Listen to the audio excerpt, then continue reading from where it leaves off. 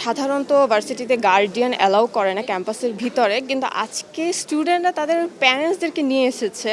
প্রত্যেকটা ভার্সিটিতে ছোট করে হলেও এরকম কিছু অর্গানাইজ করা উচিত।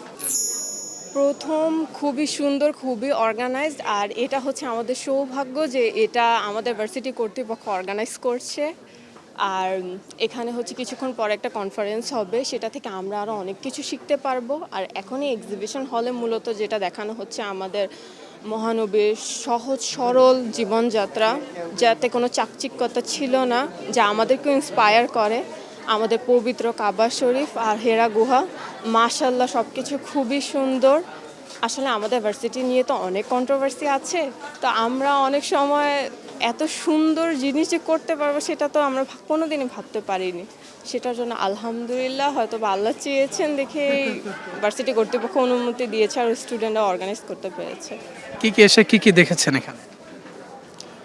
সবচেয়ে সুন্দর যে জিনিসটা আমি দেখেছি আমাদের ভার্সিটিতে আজকে, সাধারণত ভার্সিটিতে গার্ডিয়ান অ্যালাউ করে না ক্যাম্পাসের ভিতরে, কিন্তু আজকে স্টুডেন্টরা তাদের প্যারেন্টসদেরকে নিয়ে এসেছে।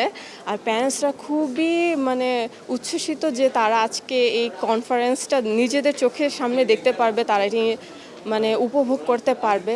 আর এখানে তো দেখতেই পাচ্ছেন যে মহানবীর সহজ সরল জীবনযাত্রার একটা চিত্র তুলে ধরা হয়েছে, পবিত্র কাবা শরীফের চিত্র আর হেরা গুহার চিত্র।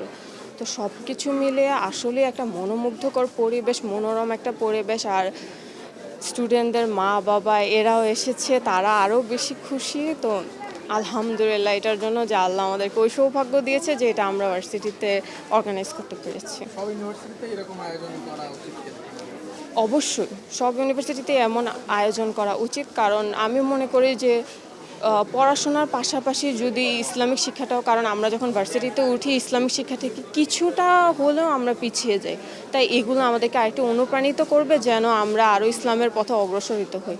তাই আমার কাছে মনে হয় যে না, প্রত্যেকটা ভার্সিটিতে ছোট করে হলেও এরকম কিছু অর্গানাইজ করা উচিত।